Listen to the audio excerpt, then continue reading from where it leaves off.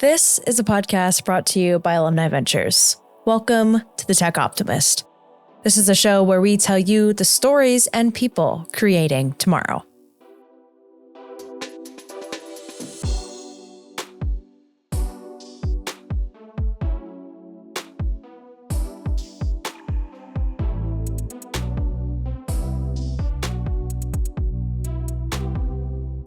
I never thought I'd be building a business which is supporting this amazing industry, this $30 billion industry.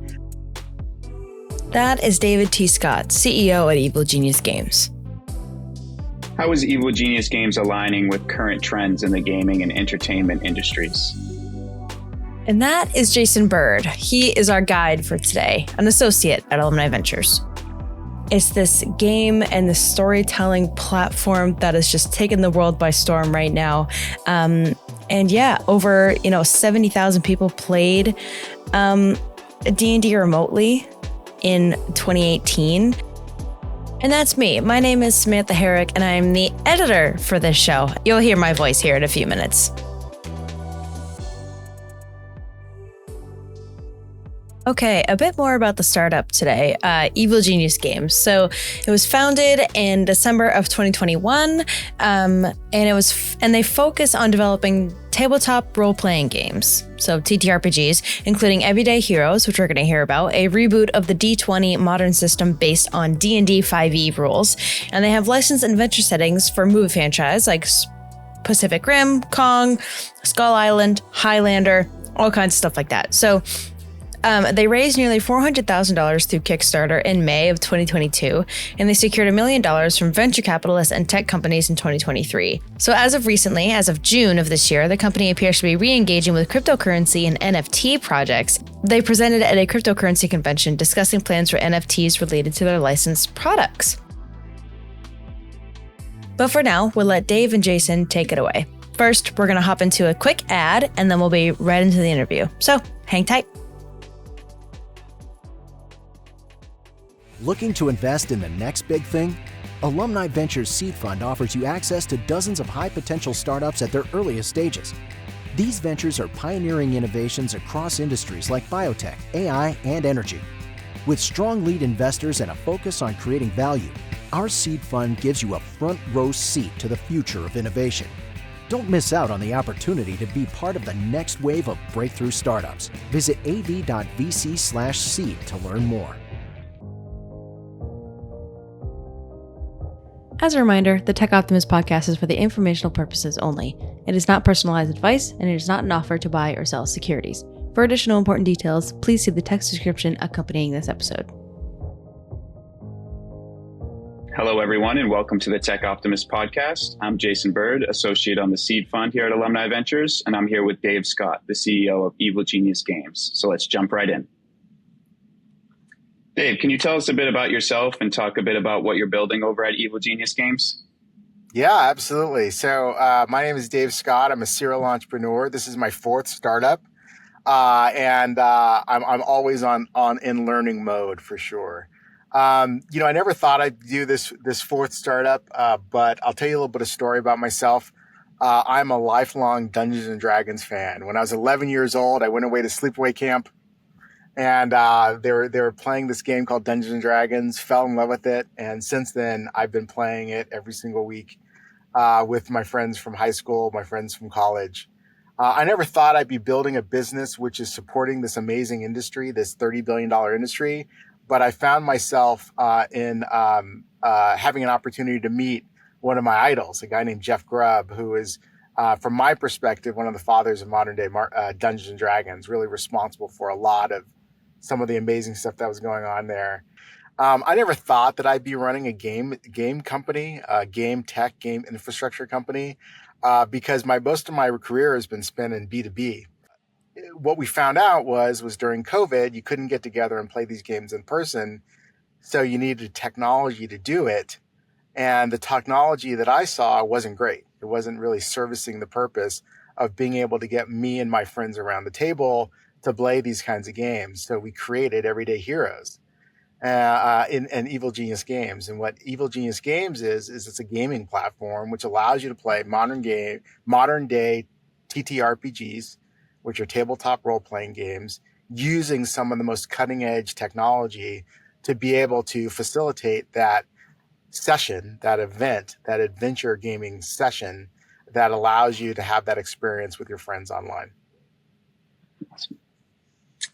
How is Evil Genius Games aligning with current trends in the gaming and entertainment industries? So interestingly enough, Evil Genius Games is based on this TTRPG space, which is 50 years old. And if you take a look at Dungeons and Dragons, for example, back in the 1970s, and you look at it today, you won't see much change or evolution. It's pen, it's paper, it's dice, it's little miniatures, it's all sorts of things like that. And I think that what we're taking is a real digital first approach to being able to make this game work. And that means creating a platform where people can log on and they can get access to their game library. They can get on and they can find people to play games with. They can actually play the games online. And those types of innovations require technology. And so we're using some of the most modern technologies out there to be able to make sure that this is a really good experience for our customer base, and that they have a frictionless experience in being able to play these games together. Okay, so I want to provide a few more statistics on D&D stats and just TTRPG stats. So like Dave had said, TTRPG stands for a tabletop role-playing game, and they are all the rage right now, especially for, people of my generation. I'm a huge fan of just the storytelling aspect of the game. I follow a lot of different groups that, tell stories this way. Like, there are some big names out there like Critical Role, Dimension 20, et cetera. I could go on and on. My friends and I even have like our own little YouTube channel called Danger Sense, which is also a TTRPG streaming platform. Totally shameless plug there. But hop over there if you want to, listen to any cool stories. But I want to provide some like stats for, some like TTRPG popularity as of late. So as of 2020, just the game sphere or just the hemisphere saw a 33% growth in sales in 2020. So this really was an excuse for how people could connect and tell stories and play games together. And over 50 million people worldwide have played these type of games. As far as demographics, 40% of players are aged 25 or younger. 39% of the players identify as female, showing increased diversity in the player base since, the 1970s and 1980s. As far as like online engagement, which I had talked about earlier, there are 4.3 billion minutes of TTRPG content that has been watched on Twitch. And like the channel I had mentioned earlier, Critical Role, a popular, D&D live play show, generated nearly $10 million on Twitch over the past 2 years. And the reason that this game has sort of exploded to, or another catalyst for how this has exploded in the most recent years, is season 4 of Stranger Things as well had a very large emphasis, and the show always has had a very large emphasis on Dungeons and Dragons. And so it's this game and the storytelling platform that has just taken the world by storm right now. And yeah, over 70,000 people played D&D remotely in 2018. And it has expanded into other media. Like there was a Dungeons and Dragons movie that came out these past few years. There's video games that like Baldur's Gate 3, which is super eccentric on the mechanics that are found within tabletop RPGs. And there are dozens of storytelling podcasts out there that are from, homebrew TTRPG games. So it's just a great, catalyst and a great sort of platform for telling really cool fantasy stories. Okay. We're going to hop into an ad and then we're going to finish out the interview. Hang tight. Don't go anywhere.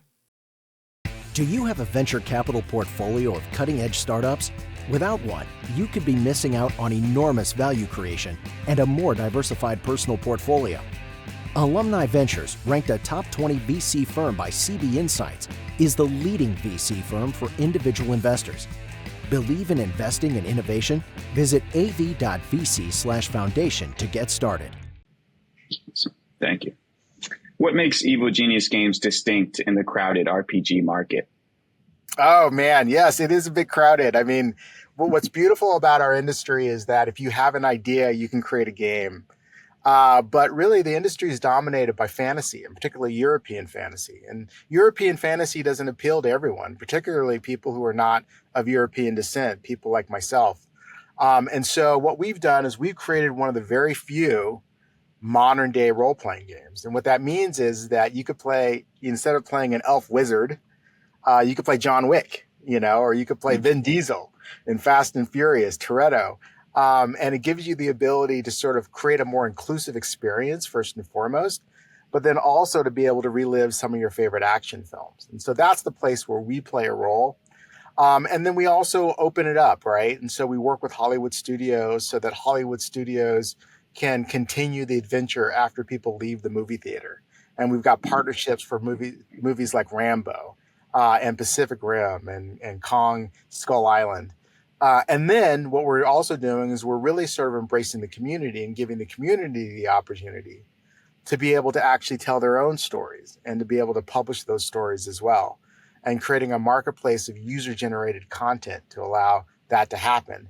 And it's all thanks to the fact that we've created this modern-day platform that allows anyone to be able to tell a story and share that story with their friends.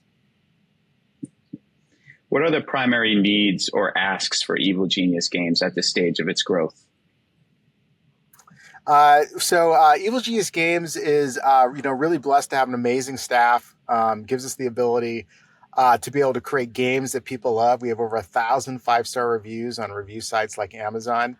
But, we struggle like everyone else struggles as a fledgling startup.